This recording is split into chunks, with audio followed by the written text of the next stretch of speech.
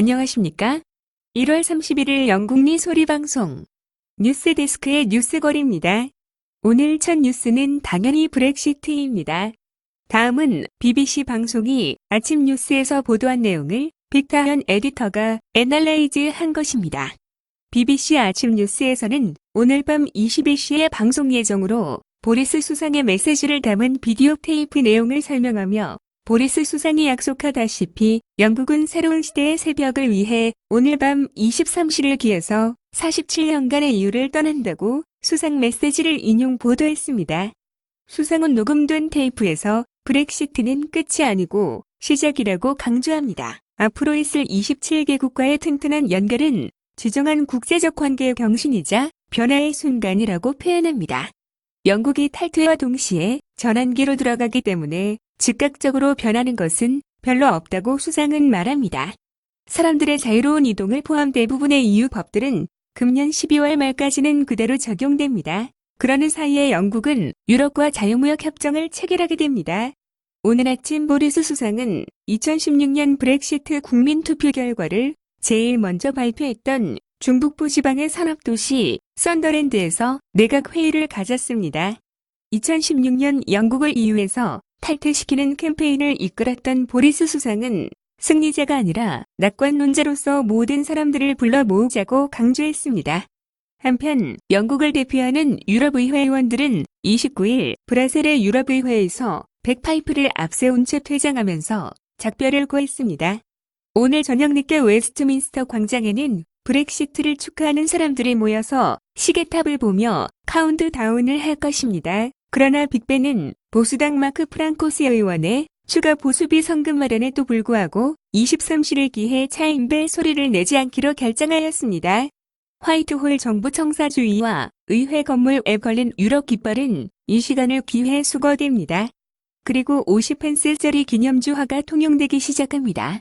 한편 렌 유럽 대통령은 영국 시민들에게 그동안 유럽을 튼튼하게 만들어 주어서 감사하다는 메시지를 발표하고 이것은 옛 친구들의 새로운 출발이라면서 그래서 만감이 교차한다고 말했습니다. 이어서 그녀는 나는 다음 단계를 주시하고 있다고 말하기도 하였습니다. 다음은 스위스의 본부가 있는 국제구호단체 케어 인터내셔널이 발표한 고통 속의 침묵, 이란 북한 관련 보고서를 본 방송 박지현 팀장이 애널라이즈한 보도입니다. 북한의 인도적 위기의 고립이 바로 국제사회의 무관심이라고 국제적 단체가 밝혔습니다.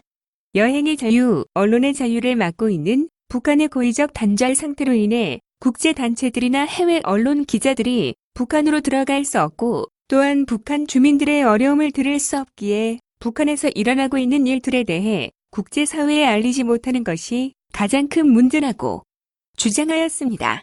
스위스 제네바에 본부가 있는 국제구호 단체인 케어 인터내셔널은 28일에 발표한 고통 속의 침묵이라는 보고서에서 지난해 언론의 관심을 제대로 받지 못한 인도적 위기 국가 10개 나라 가운데 북한을 6위에 꼽았습니다.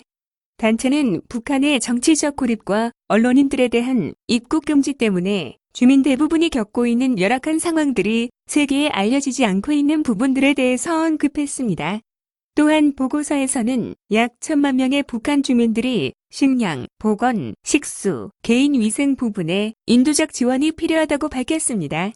또한 농촌 지역에서도 다른 나라들과 달리 현대적인 장비들이 부족하고 가뭄과 홍수로 하여 농사에 타격을 입으면서 식량 부족으로 북한 주민들에게 식량이 제대로 공급이 되지 않고 있는 부분들을 언급하면서 인구의 43%가 영양 부족 상태라고 언급을 하였습니다. 또한 시골 주민들이 깨끗한 식수에 접근하지 못해 아이들의 설사와 질병 위험에 노출되고 있어서 아이들 사망의 기본 원인이 바로 식수에 있다고 밝히기도 했습니다. 또한 임산부와 산모들 그리고 수유모들이 식량 위기와 깨끗한 식수를 공급받지 못하고 있는 부분과 많은 산모들이 집에서 출산을 하면서 의료진의 도움을 받지 못해 사망을 하는 경우가 많다고 밝히면서 이것은 국제사회들이 북한으로의 접근이 어렵기 때문에 생기는 현상이라고 주장했습니다. 보고서는 지난해 전 세계적으로 5,100만 명의 위기에 놓인 채 인도적 지원을 받지 못했다고 했습니다.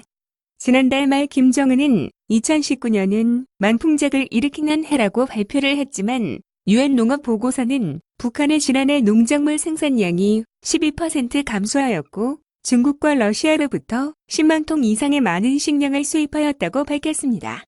특히 농작물이 자라는데 필요한 질산 비료는 충분했지만 비료 원료인 인산염 등은 줄어들었다고 세계농업기구가 밝히기도 하였습니다. 북한은 1954년 개인 농업을 폐지하고 국가가 주도하는 농업을 시작하였으며 주체 농법을 발표하고 농업 전선에서도 노예 사상인 주체 사상을 농업에 구현하게 하였다. 수령 신격화가 여전히 존재하고 있는 북한에서는 북한 주민들의 식량 해결이 이루어질 수 없으며 특히 무조건적인 식량 지원은 오히려 김씨 정권을 연장시키고 시장 경제를 막으며 북한의 핵무장을 도와주는 길이 될 것입니다. 하루빨리 북한 주민들이 겪고 있는 고통을 막아주는 길 중에 하나가 대북 제재를 강화해야 하는 것이며 대북 제재와 북한 주민들 시장 경제는 도르래기와 같은 조건입니다. 대북 제재를 강화할수록 시장 경제가 활발히 일어나 북한 주민들이 자체로 살아갈 길을 마련할 수 있지만 북한의 국제적인 식량 지원이 계속 일어난다면 북한 정부는 또다시 배급제를 실시하여 주민들을 통제하고 그들의 시장화를 막으려고 날뛸 것이기 때문입니다.